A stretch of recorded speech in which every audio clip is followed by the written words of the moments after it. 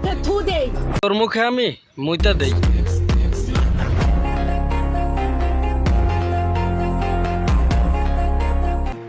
অনেকদিন ধরে চ্যানেলটিতে ভিডিও দেওয়া হয় না, কিন্তু আজকে না দিয়ে আর থাকতে পারলাম না।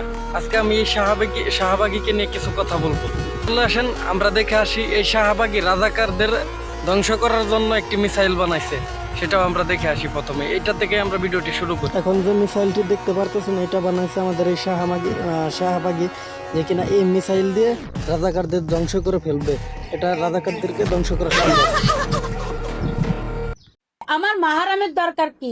যদি সকল পুরুষ আমার ভাই হয় তাহলে তো আমার আলাদা মাহারামের কোনো প্রয়োজন নেই। ঠিক আছে, তোমার মাহারামের দরকার কি? সকল পুরুষ তো তোমার ভাই, বাপও তোমার ভাই হয়ে গেল, তোমার চাচাও তোমার ভাই হয়ে গেল, মানে সবই তোমার ভাই।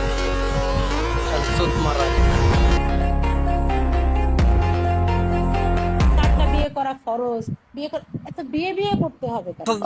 পুরুষ মানুষ চার বিয়ে করবে কেন? এইটা সেটা, আরে চার বিয়ে না করে যে সব করতেছে ওইটার তো তোরা প্রমোট করস।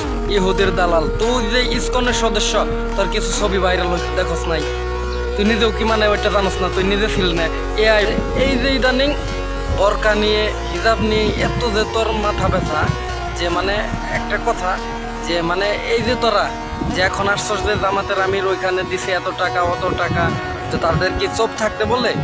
চোপ মারানির বেটি, যে এতদিন ধরে যে এতগুলো দর্শন হয়েছে, কই ঠাকুরগাঁও দর্শন হয় নাই, এখানে দর্শন হয় নাই। আপনাকে দেখেন, আপনি খোঁজ লয়ে দেখেন যে কতগুলো দর্শন হয়েছে এতদিনে। ওই সময় চোপ মারানিরা কইছিলি, তখন তো মাঠে আসিস নাই, একটা কথা বলছ নাই। এখন তোরা কথা বলতেছ, আরে এটা তো ভাইরাল হয়েছে দেখে না তোরা বলতেছ। এখন বিচার চা, তো বিচার কর, এত করতেছস না। ওইখানে বইসা তুই পেঁচাল বাড়তেছ, কথা বলতেছস।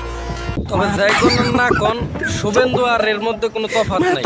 আমি মনে করি যে শুভেন্দু জিতছে। কিছু একটা ছবিও দেখলাম, হয়তো হতে পারে সত্য, হয়তো শুভেন্দু জিতে গেছে রে।